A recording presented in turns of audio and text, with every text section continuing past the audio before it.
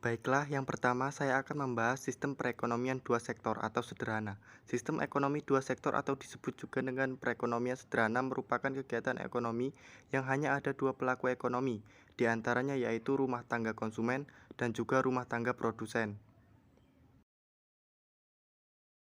Perekonomian tertutup atau sederhana atau perekonomian dua sektor.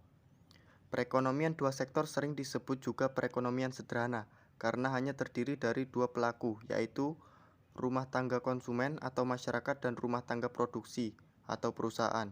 Model perputaran arus ekonomi dua sektor dapat dilihat pada gambar berikut. Dalam hal ini, sektor rumah tangga konsumen akan memberikan faktor produksi seperti tanah, tenaga kerja, modal, atau keahlian pada perusahaan. Sebagai balasan atas faktor produksi yang diberikan oleh sektor rumah tangga, maka sektor perusahaan akan memberikan balas jasa berupa sewa untuk tanah, upah atau gaji bagi tenaga kerja, bunga atau sewa untuk modal, dan keuntungan bagi keahlian.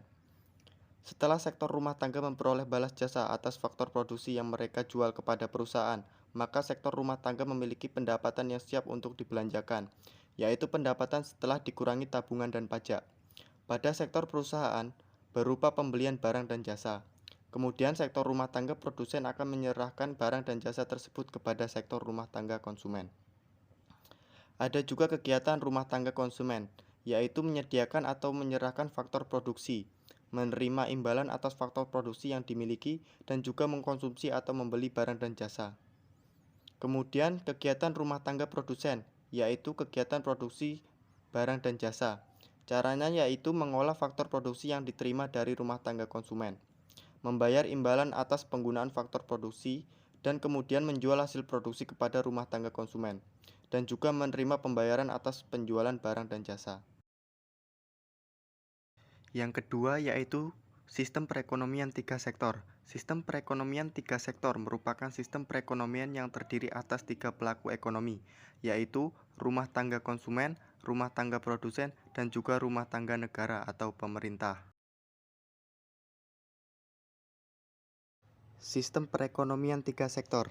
Sebelum memasuki pembahasan sistem perekonomian tiga sektor, kita akan membahas tentang kegiatan ekonomi. Faktor dari kegiatan ekonomi yang pertama yaitu produksi, yaitu kegiatan menghasilkan barang atau jasa, atau kegiatan menambah nilai guna suatu barang, atau kegiatan mengubah nilai barang atau jasa.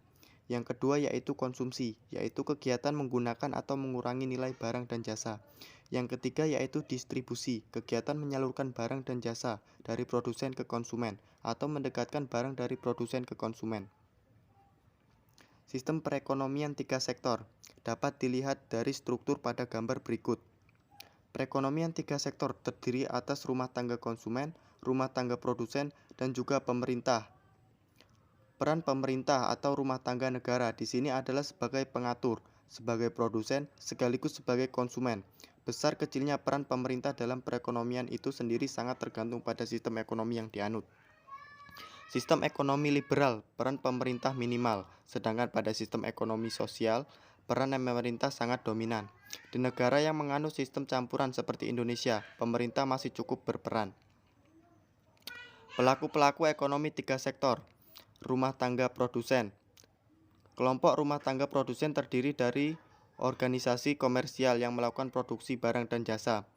Kemudian rumah tangga konsumen, terdiri dari individu yang melakukan kegiatan konsumsi.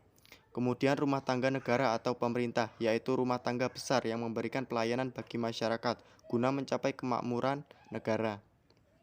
Ada juga peran-peran dari ketiga pelaku ekonomi tersebut.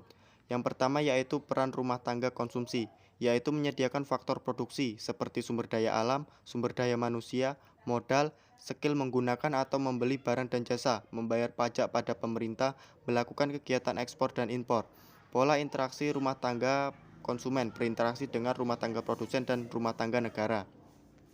Kemudian yang kedua, peran rumah tangga produsen, yaitu menyediakan barang dan jasa, membuka kesempatan kerja, membuka kesempatan investasi, membayar pajak, memberi sumbangan pada masyarakat, membeli faktor produksi seperti sumber daya alam, sumber daya modal, sumber daya manusia, skill, membayar pajak melakukan kegiatan ekspor, impor.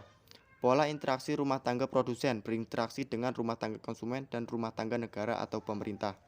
Yang terakhir yaitu peran rumah tangga negara atau pemerintah, meredistribusi pendapatan dalam bentuk yaitu memelihara keamanan, menyelenggarakan pemerintahan, memberikan jaminan sosial, menyediakan fasilitas pendidikan, menyediakan fasilitas kesehatan, menyediakan fasilitas transportasi dan penghubungan, membuat regulasi dan kebijakan bisnis.